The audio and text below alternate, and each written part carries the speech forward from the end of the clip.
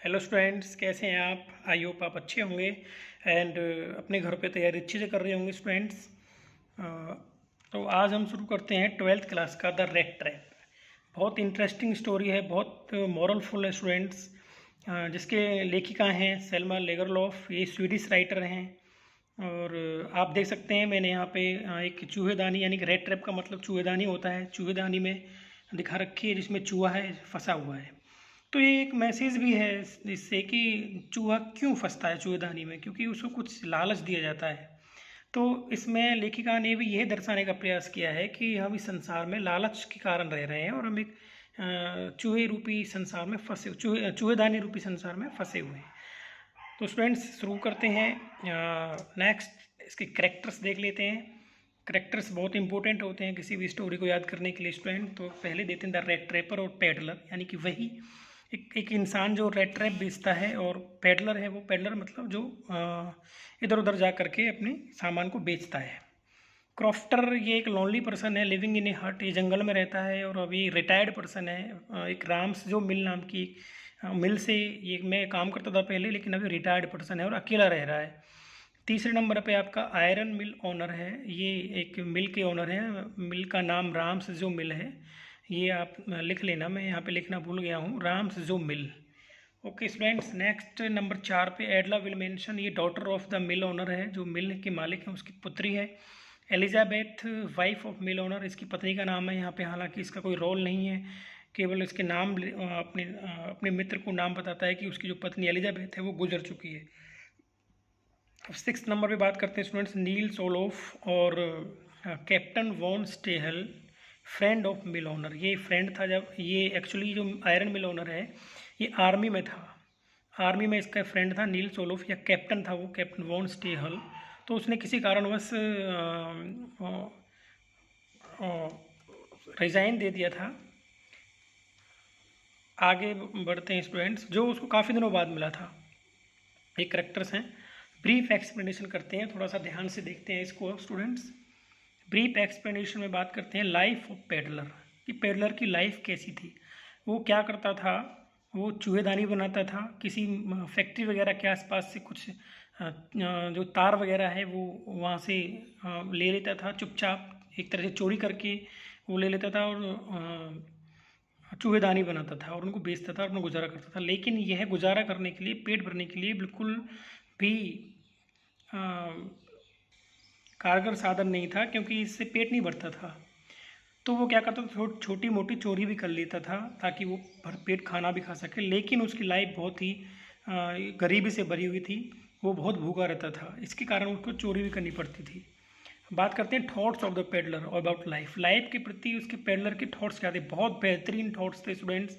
वो हमेशा कहता था, एक बार वो बैठा था तो वो सोच रहा था कि ये चूहेदानी क्या है।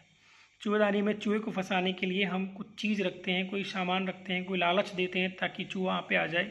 उसका दरवाज़ा खुला रखते हैं, जैसे ही वो उसके अंदर आता है और वो उसको खाता है, दरवाज़ा अपने आप लग जाता है और वो चूहेदानी में फंस जाता है स्टूडेंट्स। सो डियर स्टूडेंट्स, इस तरह से उसकी जो विचार थे बहुत ही बेहतरीन थे। नेक्स्ट बात करते हैं थीवरी बाय द पेडलर। अब क्या होता है, वो जो पेडलर था वो वो जंगल में घूम रहा था, रात हो गई, शाम हो गई थी। तो अब कोई देख रहा था कि कुछ रहने के लिए, कुछ रात गुजारने के लिए मिल जाए। तो वो देखता है सामने एक झोंपड़ी है, और इस झोंपड़ी में वो जो क्रॉफ्टर था जो रहता था वहाँ पे, वो अकेला रहता था, वही रहता था। उसने दरवाज़ा खटखटाया और उसने दरवाज़ा खोल दिया। उसने वो बड़ा प्रसन्न हुआ कि आज उसके यहाँ पे कोई रहने के लिए आया है, तो आज की रात अच्छी गुजरेगी। तो जो क्रॉफ्टर है वो पेडलर की बहुत सेवा करता है, कभी उसको खाने को दलिया देता है, कभी और भी सामान जो देता है। कार्ड्स खेलते हैं, तम्बाकू बीड़ी वगैरह इस तरह से वो पीते हैं रोल करके। तो स्टूडेंट्स, वो बहुत अच्छी खातिरदारी करता है। तभी वो कहता है कि वो किस तरह से राम्स जो मिल में काम करता था, और आज वो गाय रखता है, उसका वो दूध वगैरह बेच करके पैसे लेता है। वो आज ही 30 करोनर लेके आया है। करोनर स्टूडेंट्स एक तरह की, जैसे हमारे यहाँ रुपये भारत में करेंसी है, ऐसे ही करेंसी का नाम है क्रोनर।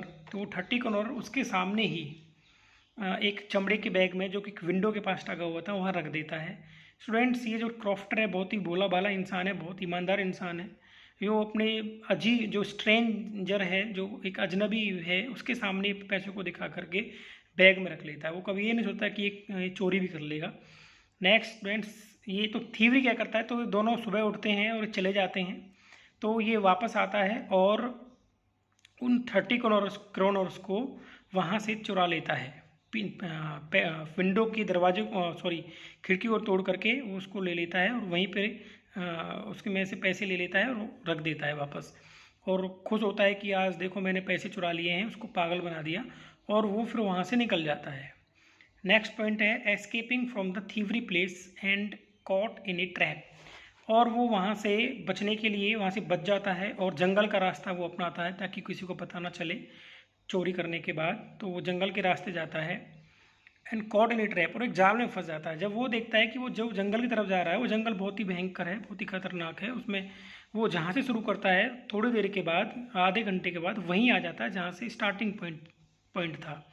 तो इस तरह से वह बार बार प्रयास करता है और लास्ट में थक जाता है और सोचता है, क्योंकि दिसंबर का महीना था, अगर सर्दियों की रात थी, तो वो कहता है कि आज उसका टाइम आ गया, और उसको अपने ही विचार आ जाते हैं कि किस तरह से वो भी एक रेड ट्रैप में फंस गया, एक ट्रैप में फंस गया है, आज उसकी टर्न है।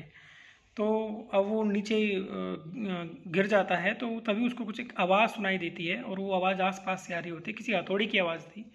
तो वो कहता है कि कोई ना कोई यहाँ पे है जिसकी वजह से उसकी जान बच सकती है। तो वो देखता है कि एक राम्स जो मिल थी, जिसके वहाँ पे एक लोहार था, वो काम कर रहा था, वो लोहे को पीट रहा था, और वहाँ पे पास में भट्टी जल रही थी। तो वो चुपचाप जाकर के भट्टी के पास बैठ जाता है। लोहार उसको देखता है लेकिन कुछ पूछता नहीं है, कोई बात नहीं करता है। थोड़ी देर के बाद वहाँ पे ऑनर जो मिल होता है, जो सॉरी मिल का जो ऑनर है, वो आता है वहाँ पे देखने के लिए कि कोई काम कर रहा नहीं कर रहा है, क्या चल रहा है। तो फिर इंस्पेक्शन के लिए, और वो देखता है कि एक व्यक्ति वहाँ पे बैठा हुआ है, फटे पुराने कपड़े पहने हुए हैं और लंबी दाढ़ी बनी हुई है। तो वो उसकी तरफ वो गौर से देखता है और कहता है कि अरे मित्र नील सोलोफ, तुम यहाँ कैसे? तुमने आर्मी से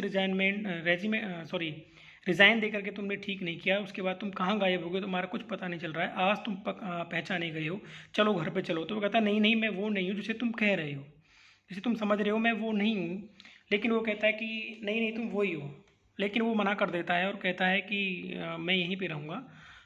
तो क्योंकि वो नहीं चाहता था कि कोई उसे पहचाने और वो उसके किसी घर पे जाए, ताकि कहीं वो और ज़्यादा फंस जाए, पुलिस बुला ले जाए, क्योंकि वो चोरी उसने की थी। इसके बाद टेकिंग होम बाई एडला विल्मेंसन, उसका मित्र जो ऑनर मिल, तो उसको मिल ऑनर तो उसको नहीं ले जाता है, लेकिन उसकी पुत्री आती है एडला विल्मेंसन, वो उसको लेकर के जाती है student. Next, at home of his friend, वो अपने मित्र के घर पे रहता है। Shocked honour mill to see him, जो ऑनर मिल होता है, जो मिल ऑनर होता है, वो शॉक्ड रहता है। क्यों? जब उसकी वो सफाई उसके साफ़ कपड़े देता है, उसकी दाढ़ी वगैरह साफ़ करवाता है, तो वो देखता है कि ये वो व्यक्ति नहीं है जिसे मैं समझ रहा था। तो उसको उस पर डांटता भी है कि तुम कौन हो? वो कहता है कि मैं वो नहीं हूँ जो जिसे तुम समझ रहे हो। तो फिर वो कहता है कि तुम क्यों आए हो? तो कहता है तुम्हारे कहने पे आया है। उसने कभी नहीं कहता कि वो तुम्हारे घर पे आए, लेकिन तुम्हारे कहने से, तुम्हारी पुत्री के कहने से वो आया है। तो तभी उसकी पुत्री वहाँ पे आती है और कहती है कि आप इस तरह का व्यवहार न करें। फादर अपने पिता से कहती हैं और उसके साथ एक अच्छा व्यवहार करती हैं कि आज क्रिसमस की ऐब है, तो आप हमारे साथ खाना खाइए अच्छे से, और कोई बात नहीं अगर आप वो नहीं हैं, मित्र नहीं हैं, तो कोई बात नहीं, आप एक अच्छे व्यक्ति हैं, आप हमारे साथ खाना शेयर कर सकते हैं क्रिसमस पर। तो इस तरह से फिर क्या होता है स्टूडेंट्स, उसके पापा भी मान जाते हैं, कोई बात नहीं, एक अजनबी है। तो वो पूरे दिन पूरी रात सोता रहता है और खाने के लिए उसको जगाया जाता है। उसको सोचता रहता है कि उसको कोई उस जैसे आदमी का कोई सम्मान नहीं करता है, उसको समाज में कोई सम्मान नहीं मिलता है। लेकिन आज वहाँ उसको जो सम्मान मिला है, तो एक दिन आराम से, एक रात आराम से सोना चाहता है बिना किसी डिस्टर्बेंस के। तो स्टूडेंट्स वो सोता रहता है, और क्रिसमस पे भी वो उसको खाने के लिए जगाया जाता है, लेकिन पूरे दिन भर वो सोता है, रात भर सोता है। अगले दिन जब सभी लोग चर्च जाते हैं, तो वो सब तब भी सो रहा होता है।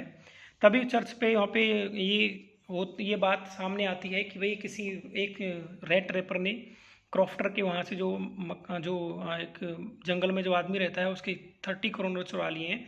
तो इस पर उसका पापा कहता है कि देखो कहीं ऐसा ना हो कि हमारे वहाँ भी कोई चोरी हो जाए, और वो अब तक जो चांदी की जो चम्मचें हैं, वो अब मुझे नहीं लगता कि मिलने वाली हैं, वो भाग गया होगा। फिर वो घर पे आते हैं और नौकरों से पूछते हैं कि वो कहाँ है, वो अजनबी। वो कहता है वो चला गया, लेकिन कुछ दे करके गया है। तो कहता है इसमें क्या है। उसमें वो एक रेड ट्रैप देकर जाता है, एडला विल्मिंसन के नाम एक लेटर दे करके जाता है। और उसमें लिखा, उसमें 30 करोनर भी होता है। वो कह रहा होता है कि आपने जिस तरह से मेरा एक जो कैप्टन की तरह जो मेरा रेस्पेक्ट किया है, उसी तरह से मैं भी अब चेंज हो गया हूँ, और एक कैप्टन की भांति मैं व्यवहार करना चाहता हूँ, और पूरी लाइफ में कैप्टन की भांति रहना चाहता हूँ। Transforming a personality from bad to good. यहाँ पे एडला विल्मिंसन के एक अच्छे बिहेवियर ने उसको ट्रांसफॉर्म कर दिया था एक अच्छे आदमी में। A letter to Edla by captain Von Stehl. तो वो कैप्टन वॉन स्टेहल के नाम से ही एक लेटर लिखता है एडला विल्मिंसन को, कि उसके इस तरह के व्यवहार ने उसको चेंज कर दिया है, और 30 करोनर को उस व्यक्ति को दे देना जिसने उसके चुराए थे, जो व्यक्ति जंगल में रहता है। तो डियर स्टूडेंट्स, ये बहुत अच्छी स्टोरी है। एक व्यक्ति चेंज हो गया, उसकी पर्सनैलिटी चेंज हो गई है, और वो सोचता है कि किस तरह से मैं एक रेड ट्रैप में फंस गया था, लेकिन अब वो एक कैप्टन की भांति उस रेड ट्रैप से बाहर निकलता है। तो बहुत अच्छी स्टोरी स्टूडेंट्स। इसमें जो मॉरल जो निकल के आता है वो ये कि humanity can change a person, कि ह्यूमैनिटी जो होती है, जो गुड बिहेवियर है, वो किसी भी इंसान को बदल सकता है। Thank you students, I hope आपको समझ में आया होगा, और आप ध्यान से इसके रेड ट्रैप को पढ़ोगे। Thank you.